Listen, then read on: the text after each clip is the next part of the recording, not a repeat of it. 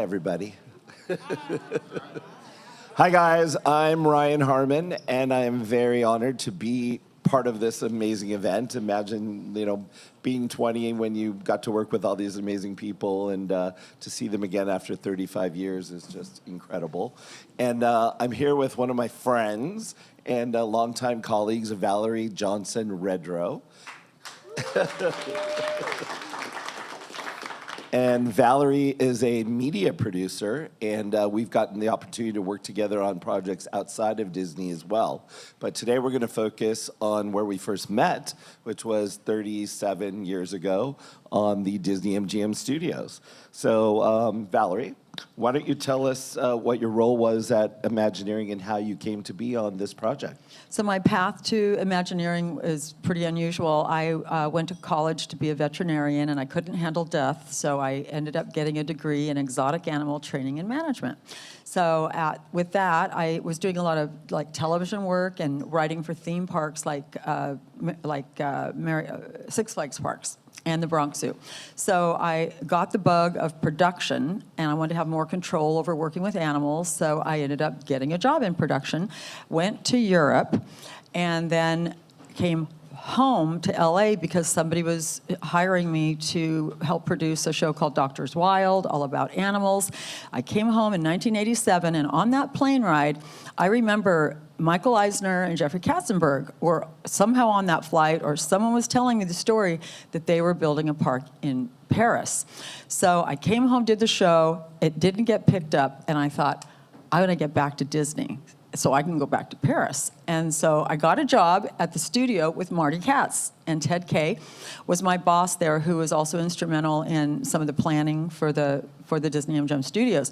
And there was a special that we did called Magic in the Magic Kingdom. So I was down in the park, and I thought, I was meeting some Imagineers, like, who gets to do this stuff, right, in the park? And they said, the Imagineers. So I went back to Ted and said, how do you get to work there, right? And he goes, well, I know somebody over there, and it was Bob Weiss, and I got an interview with him and with Tom Fitzgerald, and I got a job based on my experience, a lot of live TV and film in Europe that I had done in Europe. So it was just a dream, and that's how that was my first kind of foray into a Disney planned theme park, and that's how I got there. So which were your two big projects for this project? So the first project was Superstar Television, and it was a real unique, I'll just say, yeah. So Superstar Television gives you, the audience, the opportunity to be in the television shows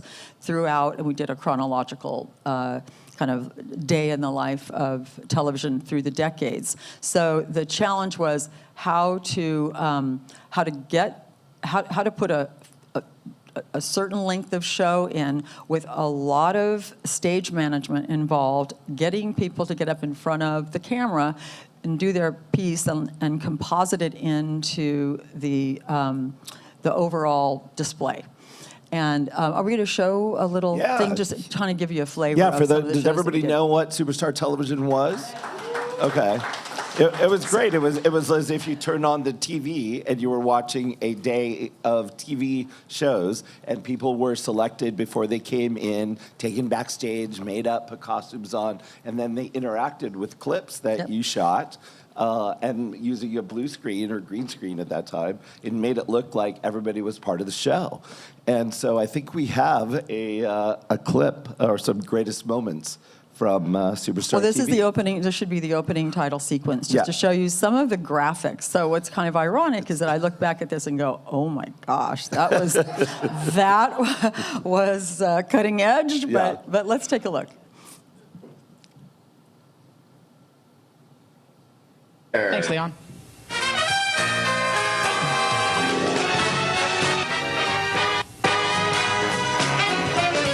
So I had to turn a lot of things that could have been in color into black and white as well. So we just had a lot of fun. And Sony was our sponsor. And now, Sony proudly presents... Live from the Disney-MGM Studios, it's Superstar Television! So this opening graphic sequence took a It's long time to television make, but we history got in the making these on stills from Superstar all of the Television. stars.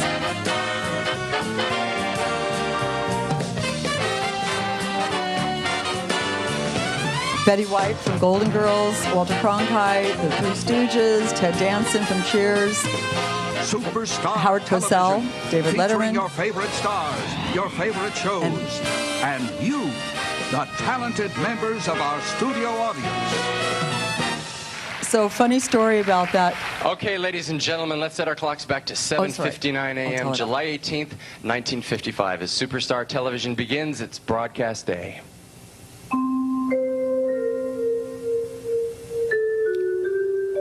This is Superstar Television, Channel 1. So, There. yeah, we were let's gonna cut let's it. stop the video there. So that opening title sequence, so my job when I got hired was to work with a guy named Bob Zalk, who at the time was the other media producer in the park. And he said, so this is what's going to happen. You're going to go out to the vendors and you're going to, tell them you want to make this graphic and you're going to be in the middle of it. And they're going to go, oh, you know what, Valerie, that render time is a lot longer than we anticipated, and then they're going to ask you to come back and get more money from Disney. And I went, well, but we're on a budget, and this is like my first job for Disney, so that's not happening. So I made really sure that when they gave me the bid for doing that rolling Superstar Television 3D graphic, that it's no change orders, right? It is, I'm going to get that graphic for that amount of money.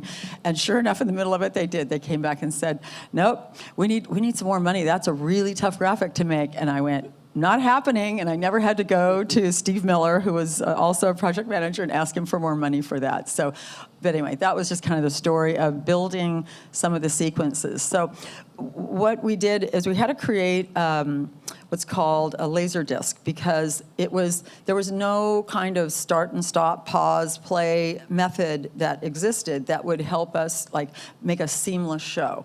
So I would go and take clips from the shows that we licensed, that we knew, thanks to Michael Sprout, a great writer, who kind of imagined, wow, how can we play a little bit of that show and then cut it to a live audience and then go back to it? How can we incorporate this? So then we would order these master materials from the studios that did the shows, and I would take it into an edit bay all night long and have to create, if it was a shot from Walking on the Moon, I had to create moon dust to lay over the live feed of those actors. So we wanted it to be as seamless as we could, and every sequence was unique. So And this is in the 80s, so there was no computer animation. Yeah. And does everyone know what a laser disc is?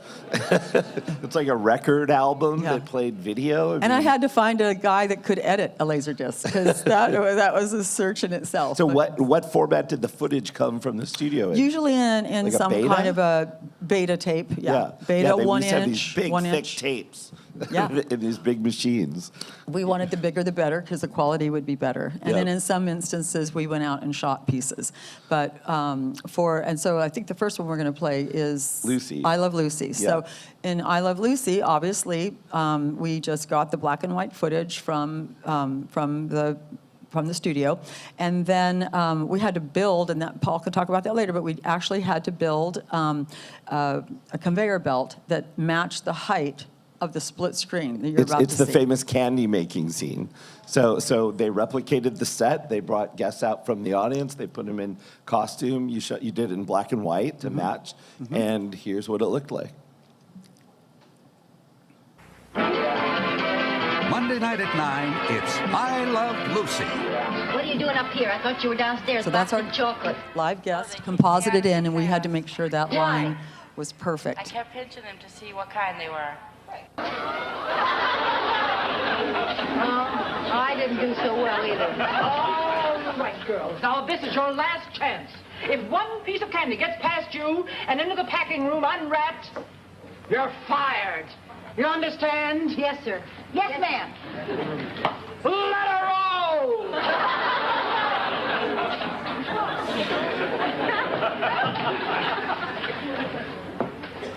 No, this is easier.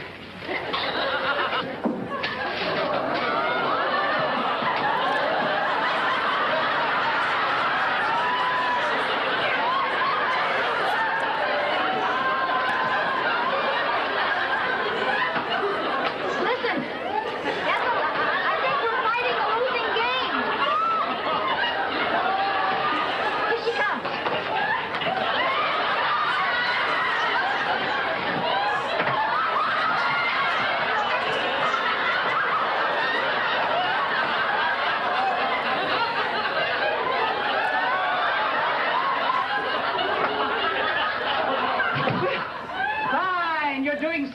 splendidly.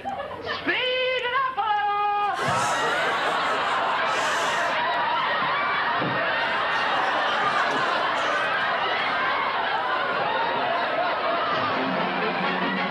little! Mondays at 9 So- on Channel 1.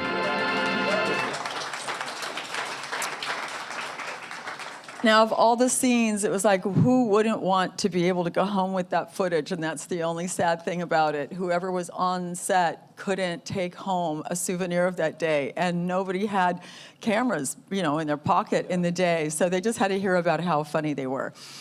They couldn't get the rights to allow people to purchase their own version. Well, yeah, we didn't have the right to duplicate, right, the clips and then give and sell it or give it away. Yeah.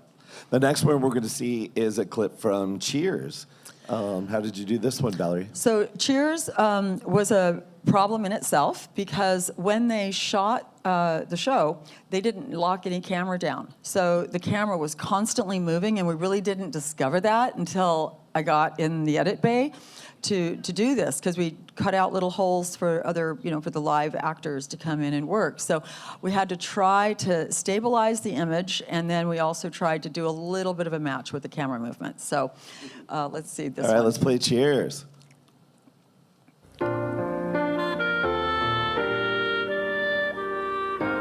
Those are our guests. Well, today's my birthday. What's a good birthday drink? Picture would be fine. So these clips, it was just so much. You didn't really have to put the applause sign on, you know. But now, this is one you can look at. Hi there.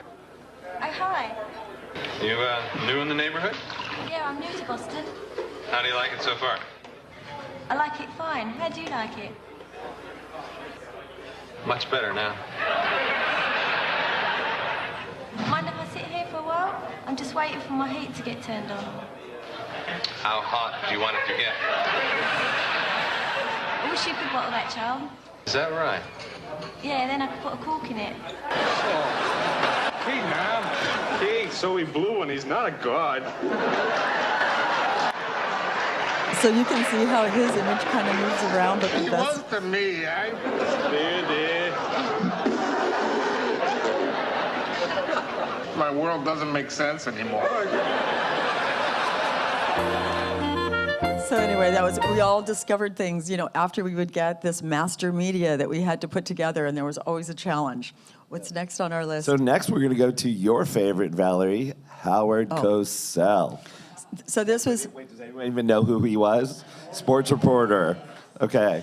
So I know that Michael Sprout and Carol Rotundo, they worked really hard to get the dialogue just right for him, because this is one where we weren't just taking a clip from an existing show. You know, we were asking him to come in and do this production for us and sit and pretend like he was talking to the future audience members that were going to be in a little green screen box. So they wrote this, and we went to New York, and I guess, what was the story? We sent a limo for him, and he was just very gracious and grateful the entire time. We were all shocked. We thought he was going to be, you know, a little peppery to work with. So we can play it, the clip, and just enjoy it. We were surprised. He read word for word everything that Michael wrote.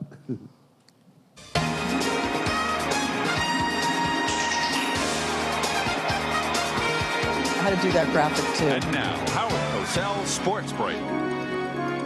Hello again, everyone. Howard Cosell. Speaking of sports, it's been a capriciously close pennant race in the National League this year, but tough competition elicits superlative performances from dedicated athletes. Case in point.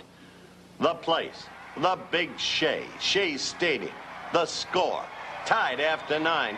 Suddenly, the Mets explode, and with the bases loaded and 1 out, New York has to go to the bench for a pinch hitter. It's a pressure situation. The championship resting on the bat of this player, who's facing one of the best curveballs in the National League. The pitch, the swing, and it's out of here. A grand slam home run. The Mets win. and New York gave a well-deserved curtain call to their newest baseball hero. A classic clutch performance, delivered against the odds. Baseball fans will remember this one for a long, long time. And we have the individual voted most valuable player of this game standing by right now to talk with us. Welcome to the show, my friend. Now, how were you able to read that curve so accurately? Gee, Howard, I really don't know. I just closed my eyes and swung. Modesty, honesty, too, and the science of hitting, explained by baseball's newest star. Thank you, my friend, for being with us. Thanks, Howard. My pleasure. And that's this edition of Sports Break. I hope you can join us next time. Until then, Howard Cosell saying so long for now. He was just very fun to work with. And he autographed a book. He had just released a book called I Never Played the Game. And it was just a fun time. So because the whole concept of Superstar TV was to go through an entire day, the end ended up being a nighttime talk show like Johnny Carson. Actually, you had Johnny Carson and David Letterman. Some of the pieces that we didn't do, for example, MASH was going to be in this, but then there was an issue with the rights, so we couldn't do that. So we had to pull it, and then we did like Gilligan's Island, and people's faces would pop up in the opening titles. Some of those shows were a lot easier to do. I didn't want to play the whole show, right? And we did Johnny Carson. So Johnny Carson had a guest where we did a split screen and had him interview somebody about their life.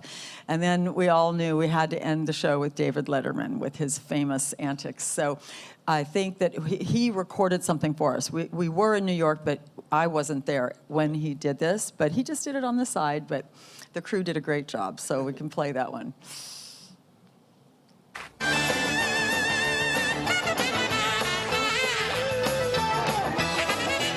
Hi, everybody. I'm Dave Letterman, popular star of television, movies, and, of course, the Broadway stage. And I'm going to find out tonight what kind of things you, the people there at Superstar Television, would like to see dropped off a 5-story tower.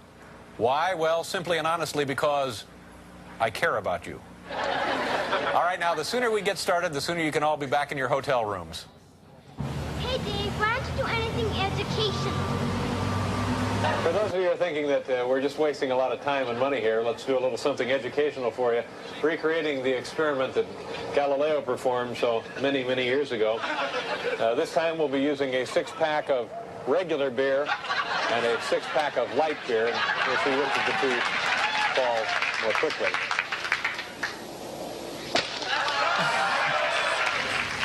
How about not a sucker, maybe some food in it? Well, once again, this is something that I never would have requested, and frankly, it's nothing I can sanction, and believe me, I'm just sick about it. A stocking full of lard.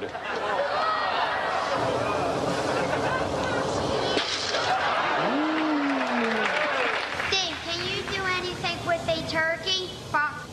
You know, for years, experts have pretty much been in agreement that the turkey is a flightless bird. I don't think so. This is my favorite.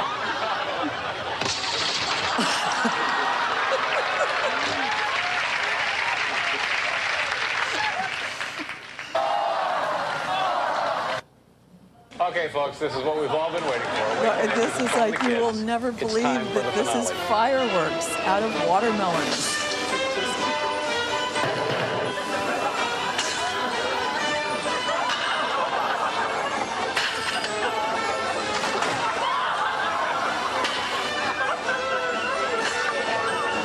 Oh, yeah.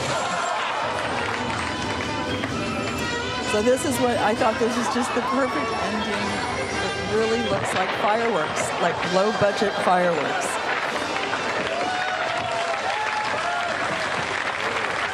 So, And all of you fine folks there at Superstar Television, good night and drive safely. Good night, everybody. there's like,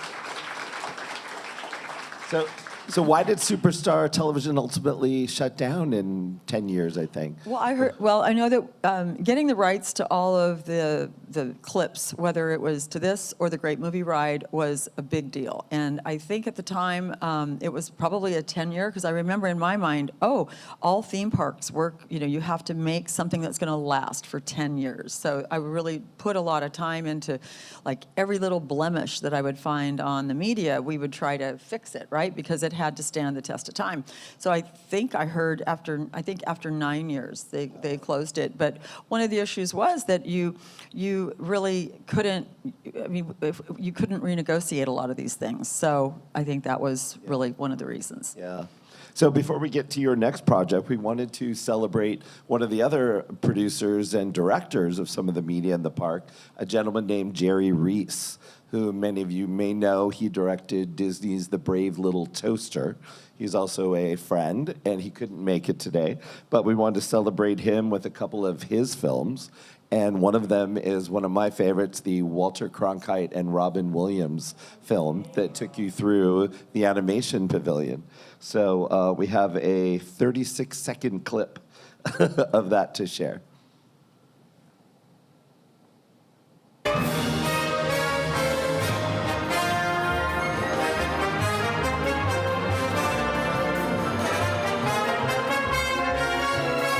This is not it.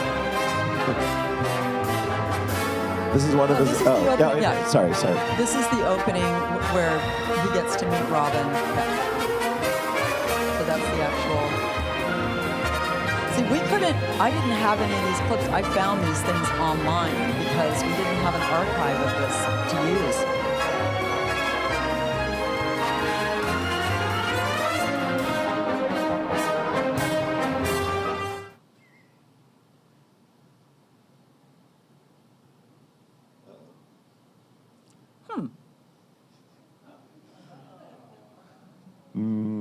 Okay. Maybe we didn't put the right time code for that one. I don't know what happened. No. Well, maybe if there's a way to come back to that, we'd love to show a little clip from that one. But we can move on. One of Jerry's other films, another one of my favorites, at the end of the walking tour on the backlot tour, you would go into a theater, and it was a preview theater where they were going to show you clips from the newest Disney films. I believe originally it was going to be a dailies theater where they were going to show you clips of what they were actually shooting on the lot at that time, but that never worked out for various reasons, so they thought, let's just show trailers of new Disney films. But Jerry made this wonderful film with Michael Eisner and Mickey Mouse that's called Michael and Mickey. So let's take a look at that. All of us here at Disney hope you enjoyed the tour and that it gave you new insight into the magic of motion picture and television production. We hope you come back and see us real soon. Whoa. What is now going on in the studio? Yes, sir. Donald Duck. Nope. Goofy. Then you're Roger Rabbit. Oh, sure. Come on, get real. Okay, I give up. Hi, Michael. Hi, Mickey, and I knew it was you all the time. Oh. I was just saying goodbye to these folks. Oh, hi, everybody.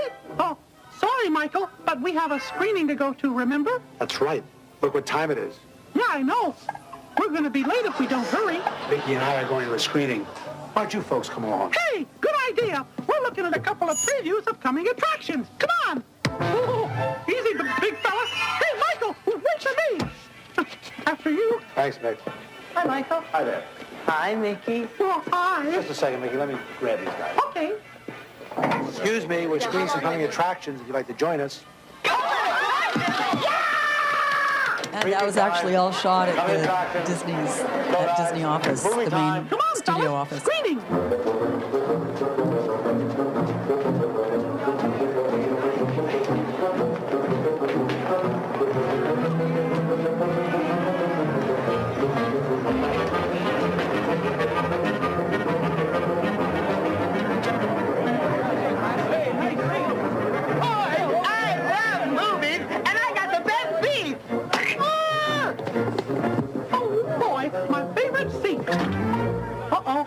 Excuse me, do you mind?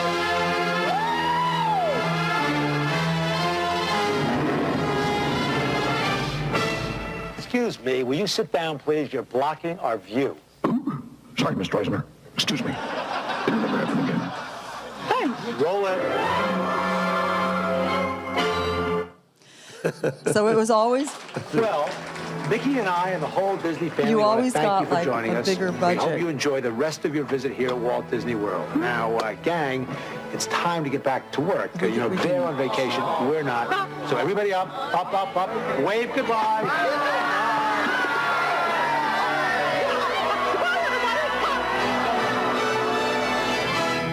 So having Michael Eisner and Jeffrey Katzenberg so enthusiastic about the park made it easy because they did have access to a lot of the celebrities as well.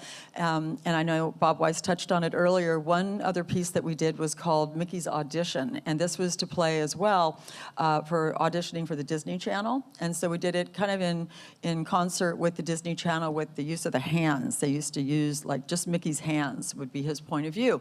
So we had this fun like 5-minute film about Mickey's hypothetical arrival in Hollywood. And we had Mel Brooks as like the director, you know, they put Mickey Mouse through some kind of audition, and we had a makeup girl puff the camera, so everything was point of view of Mickey with only his hands showing. And we had Roy Disney play Walt, and as Bob said earlier, it was just like looking at Walt. And so Roy got to be in the piece.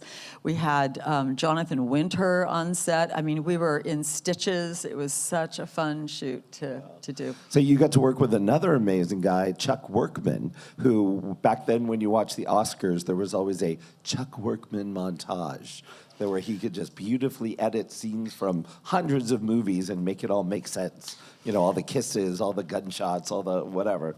So tell us about that. So the idea was at the end of the Great Movie Ride, right, you're going to see the top 100 films, the best films of all time. And the challenge was first to get those clips. So we worked with Chuck Workman because he had those clips in his own little private library. We still had to license them, but at least we could pull from what he had, right, to see, he usually had the best clip to use. So then we had to deal with, wow, what can we get clearances for? And usually if it was an MGM film, that was easy. If it was a Turner Classic film, we could get that. But I spent days, hours, weeks on the phone with our clearance lady, Mary Lippold, over at the studio. And there were all kinds of rules as well. If it was a pre-1960 movie, like you could use stunt people, but if it was after that, then there were rights issues involved. So it was this constant game of what's going to be in the show. So I got put in the middle of Chuck Workman, Michael Eisner, and Jeffrey Katzenberg for these practically weekly screenings, I want to say.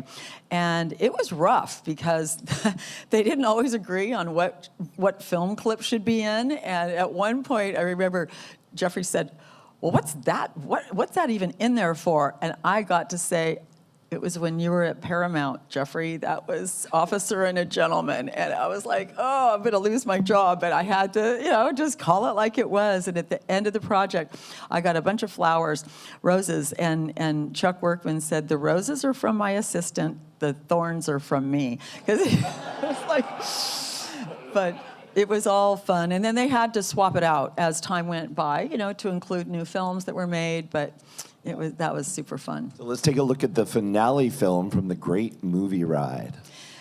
And one of our in-park composers, George Wilkins, put the arrangement together of all this music.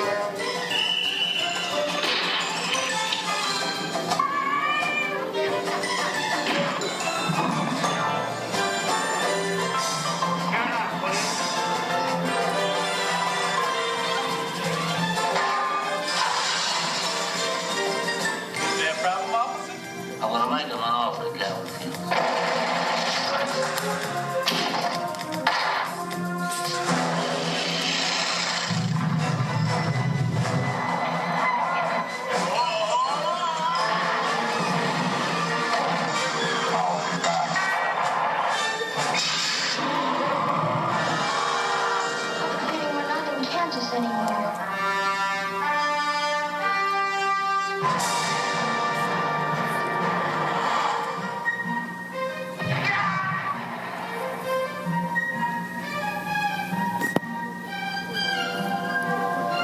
Hello, gorgeous.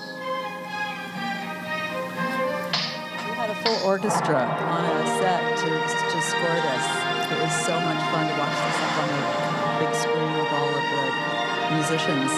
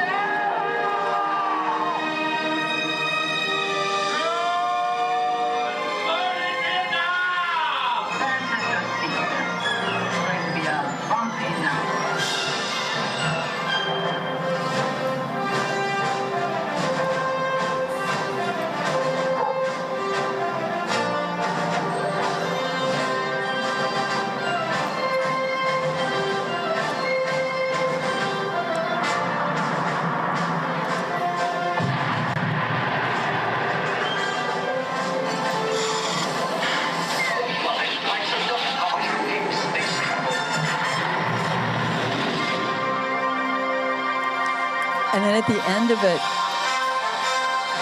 I had to create that shot, like pretending that you're flying over the Hollywood Hills to the Hollywood sign with all the clique lights doing that. So that was really fun. And then all that changed, you know, as time went on, and they had to update it. But it was, yeah, it was a good time.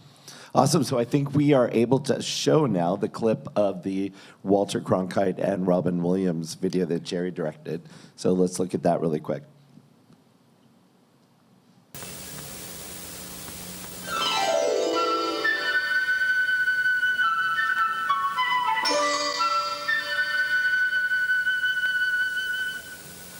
This is Walter Cronkite here at the Disney Animation Studio.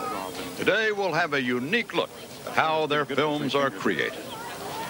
Well, sir, you sir there. Yes, sir. Could you give us a little help today? Oh, yes, sir. Well, wait a minute, you're Walter Cronkite, and that's the way it is. Hold on, Walter, can you just a moment? How you doing? Name's Robin. Nice to be, but you can call me Chuck. Robin, what's your favorite Disney film? Well, to be honest, Walter, I think Fantasia has a certain Fellini-esque kind of quality, but my real favorite is Peter Pan, boy. I mean, Never Never Land. Oh, little pixie dust and you could fly, you know?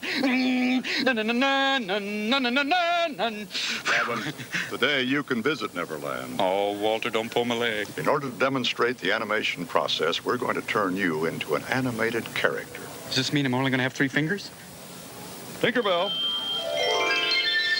She's so bright. Oh, it's like being in the presence of Barbara Streisand. It's funny, on a little side note, it just dawned on me when I was in Europe, I worked on a movie called Moscow on the Hudson, and it was starring Robin Williams, and I got to jog with him every day at lunch. Except that's all I could do, because if we sat there around eating lunch, he had everybody, nobody could eat. We were laughing the whole time. I mean, he had us in stitches. So what a team player he was, man. Anyway. That's great. So there was another attraction you got to work on that I understand never got built, that harkened back to your history with animals, and it was called the Creepy or Scary Animal Show? The Creepy Animal Show. So the concept was, and in fact, one of those side trips that we talked about on Bob's team, we went to the Amazon, and we swam with Pink River Dolphin. We floated down the Amazon River with piranha in it, and it was such a fun trip. But this was research? This was that was a side trip, right? Okay. Yeah. But I had always been bugging, oh, can we do this with animals, right? I really want to do something with animals. So we came up with this concept that all those creepy animals that you saw in motion pictures, like how do they get there? So we would show a clip from, and we did a full mock-up of this on a stage for Michael Eisner and for Frank Wells. And it started with Never Cry Wolf. So we'd show a film clip of Never Cry Wolf. And then I knew all the animal trainers because of my background, so we hired them to bring these live animals into the stage, and we had a wolf do an attack to show how you would take a hit from a wolf. We had a scene from The Natural, I believe, and it was Monitor Lizard, which was supposed to be a Komodo dragon, and he would walk along the ground and scare somebody that was working on a car. We had a scene from Willard where I'd show a clip of all the rats running, and then I had rats coming. Maybe I was I can't remember who the rats ran onto, but we always got some poor person to have to sit there, put bait on them, and then all the rats would just come running up them. And then we ended it with a spider. We had a thing about arachnophobia, and our host, Steve Tatum, who is now, he'll be here tomorrow, actually. Anyway, he was our host, and he pretended that he was explaining something. There was a big tarantula being held out in front of him, and he went, whoa, and he fell back, and we knocked the lights out and pretended that all these cages full of spiders got let loose, and we dropped them from the ceiling onto the audience. Oh, wow. And Frank loved it, and Frank Wells really loved it, and I thought there was a future to it, but then he tragically passed away in a helicopter accident, so we'll never really know. That was just one of those shows, you know, that didn't get made, but wow. I was looking forward to that one. Yeah. It was also one of those shows, you had to, when you look at what shows were going to make it or not, if it was operationally expensive, like a Superstar Television, right? You had to have a big crew working that show. So for a live animal show, I don't think that was something that Disney really wanted to start dealing with, especially in the heat in Florida. So was there a lot of pressure on you at that time to be creating these films for a movie theme park with Jeffrey Katzenberg reviewing things, Michael Eisner reviewing things? Like, this is yeah. It was. I was used to working with some personalities, directors in Paris. So it didn't. It could have been pretty daunting, but I mean, obviously, I was just doing the job for trying to get it done for Bob and for the team, right, to get the best product. But yeah, I got stuck in some funny positions actually. But it all worked out because you know we were all trying to make something new that nobody had ever made before, and like. You know, when something didn't work, you found another way to make it work. So, yeah. Were there technical challenges along the way, or dealing with any of the 80s technologies, or? Yeah, well, I mean, the whole, I learned about, you know, non-drop and drop frame media, because in a theme park, it wasn't like a broadcast show where you're keeping everything to our 24-hour clock. So that was always a challenge, but the same thing happened with me working there. I was like, I'd never been in that theme park environment, and I'd walk down the hall and I'd see somebody making a Joe Cocker animatronic singing, you know, what was the song? Yeah. Not Cry Me a River. Anyway, it was just fun, and whenever feeling all right. Feeling all right. So I knew that there were just my brain was exploding all the time, but always about wow, there's a new format I have to transfer, and did that come across okay, and what does it look like, and the playback, and I think the real challenge, especially on a Superstar TV show, was it was not a canned show, right? The same thing didn't happen every day, so the challenge was always how to make something kind of fail safe, but be new and fun so that everybody laughed. If you saw the show like 5 times, there was something different. So that was the challenge, I think, just to try to keep things fresh, but knowing that it had to play so many times an hour and for that 10-year period. Right. Yeah. So how would you summarize your overall experience creating media for the Disney-MGM Studios theme park? Yeah, I mean, it was a dream come true. I'd never really thought about working for a Disney theme park, and then when it happened, I'd never thought of it as anything other than all these awesome people. We didn't conflict on anything, we just kind of, you did your thing and that person did that thing, and just show up with the right stuff, and it all worked together. So it was just a dream come true. I ended up getting to work with Bob on the Paris. I did get to go back to Paris, actually, and it was super fun we called it DMSE, Disney-MGM Studios Europe. And so because I had my past there, I got to put together the team and do the research for European films and the whole history of European films, and talk with some of the studios. So we got to do, travel over there on that. And so, yeah, it just Disney just kind of wrapped up all the fun things in my life all into one big ball. Well, Valerie, thank you so much for coming out and talking to us today. And let's hear it for Valerie Johnson-Redrow.